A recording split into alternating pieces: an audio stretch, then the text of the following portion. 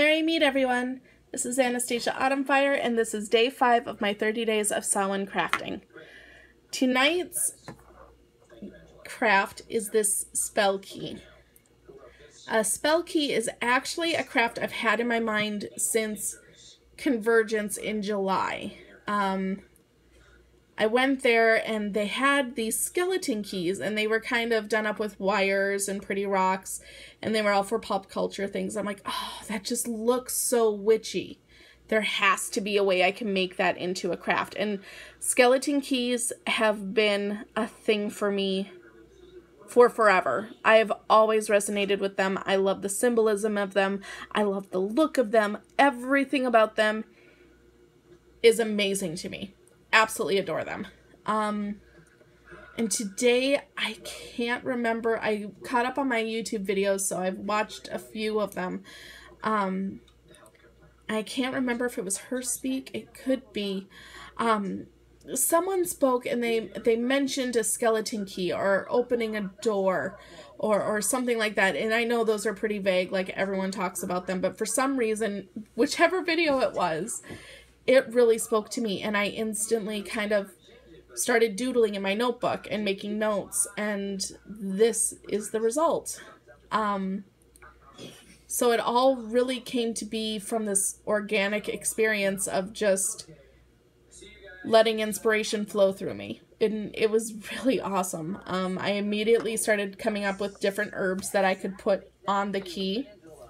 And originally, I know at Michael's they sell these little casings. They're like little circles. And you can put crystals and herbs and things inside them and then attach them to a necklace or things like that. So originally, that's what I was going to do, was attach it to the key. But I actually kind of dig... Sealing wax is becoming one of my most favorite witchy tools ever. I put some sealing wax on the body of the key.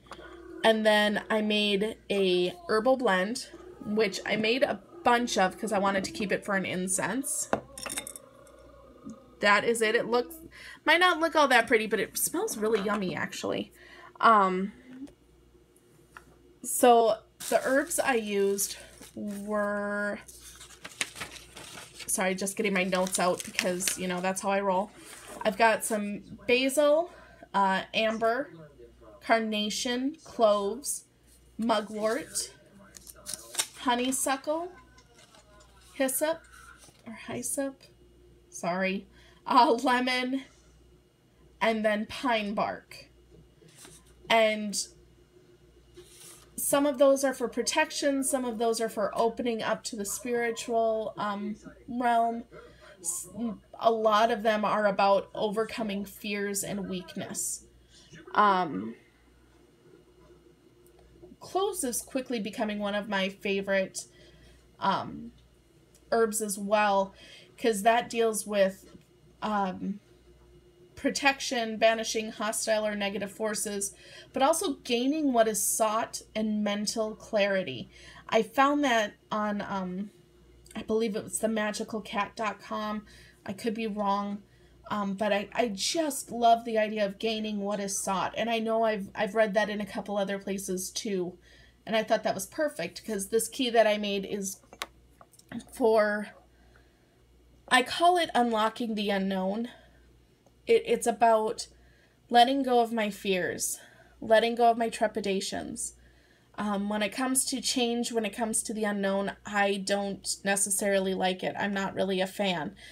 I very much embrace change in the abstract, but the minute it's here, the minute it's personal, I kind of short circuit. I get nervous that even a change with good intent could end badly. So I kind of remove myself from the equation when it comes to that.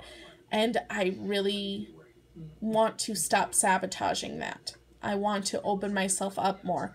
I want to be open to the messages that are out there that I need to hear, not necessarily that I want to hear, if that makes sense. And that's what this key is about. The purpose is the key will be used, like if I'm doing a divination, I will put it out there with my candle. If it is something where I'm charging stones or a candle for divination, I will have it out. If I'm making an incense for divination, pretty much anything divination based. Oh, excuse me, I'm so sorry. This key will be present. It also will adorn my altar for hell in the meantime. So here we have the herbal base that is held on by the sealing wax. Down here we've got 3 stones. We've got the carnelian, a clear quartz, and an amethyst. Carnelian, clear quartz, and amethyst, or carnelian, onyx, and amethyst are the 3 stones that I'm pretty much using in all of my crafts for Samhain. There are 3 stones that correlate not only with the Lord, the Lady, and the good folk, but they are also stones that are correspondences with Samhain. So that is why they are kind of my go-to crystals to have on everything. I also did include 3 intention holders, for lack of a better phrase. I've got a butterfly, which is all about transformation. It's all about change. It's all about moving forward. I have my turquoise skull. Turquoise is the birthstone for December, or one of the birthstones for December. So it very much connects to me. And then, of course, the skull is a connection to the ancestors. I do want my ancestors to aid me and to guide me. And then here we have a smoky quartz point. Smoky quartz is a stone that I am slowly but surely starting to love. I know my witchy sister-in-arms, she absolutely adores smoky quartz, always has. The smoky quartz centers one during meditation. It provides grounding and a link between not only the physical realm, but also the higher spirit.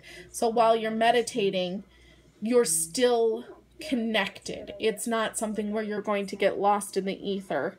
You're able to receive the messages you need while not taking a chance on forgetting them, while not getting lost in them. You're still very much a part of this physical realm.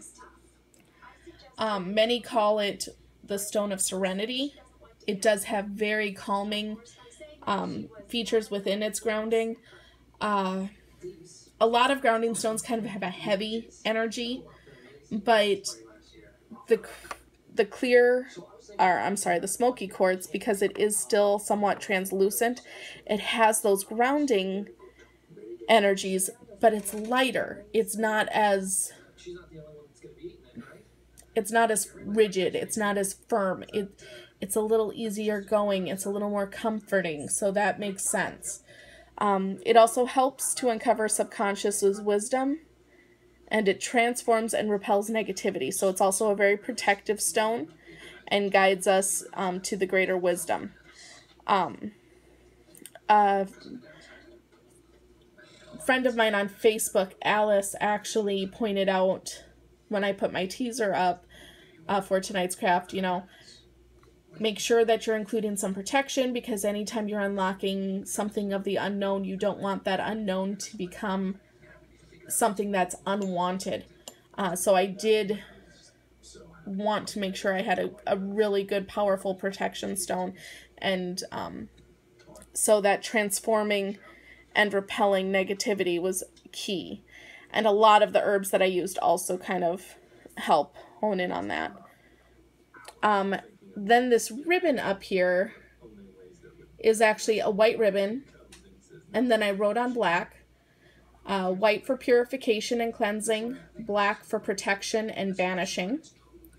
And I wrote my spell, and on the spell I asked the Lord, Lady, spirits of the elements, and good folk to aid and protect me with their love and light, as well as those that I love and the home that I live in, because I don't want to take a chance. I don't know how likely it is, but if I ever used this key and something bad somehow was attached, I don't want it attaching itself, not being able to get to me because of my protective measures, but saying, oh, well, I can attach myself to her mom. I can attach myself to her kid. Oh, man. Yeah, that would be bad news, buddy. So I added that to the key as well, making sure that my loved ones are also protected. And then just, I gave the intent. I want this to aid me in opening myself up for change, to facing the unknown, and instead of being held by my fears or my concerns or my overthinking, I embrace the unknown a bit easier. Again, always reiterating that it is for positivity, the unknown in a positive way. I want to banish all malicious or ill will from my life. So, and I also made sure to put the Rune of Algiz in my spell. And then I wrapped it around the head of the key, and I knotted it in back, and as I knotted it in back, I did do my usual, by my will and the power of 3, it is my wish, so mote it and blessed be, as I tied it off. So yeah, that is my key to the unknown spell key. I hope you guys liked this craft. I really think it's very much connected to Samhain, simply because Samhain is about releasing fears. It is about letting go of that which no longer serves you. It is also about the unknown. It's about change. It's about transformation and us accepting those. It's about us not only acknowledging our shadow selves, but embracing those energies. And that's kind of what this key embodies to me. Not only that, but I think it looks very witchy. It looks very otherworldly to me. I really love how it turned out. I could not be happier. So I hope you guys liked it. If you did, please like the video, subscribe, comment below, all of the above. It's great. I will see you guys tomorrow with my day 6. I hope you guys have a wonderful night, and as always, many blessings. Bye, guys.